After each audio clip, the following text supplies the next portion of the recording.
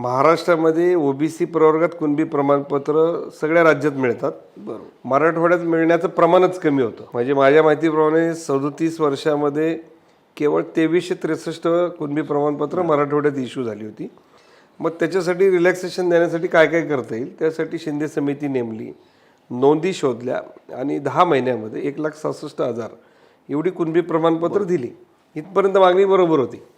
आता काय झालं की त्यांनी मागणीनंतर बदलली.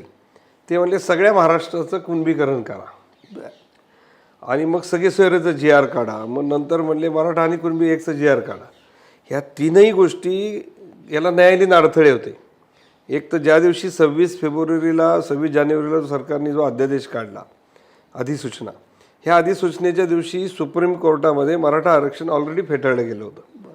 त्यामुळं सर्व मराठ्यांचं असं बॅकडोर एंट्री करणं ही सुप्रीम कोर्टाच्या त्या ऑर्डरचं व्हायोलेशन झालं असतं.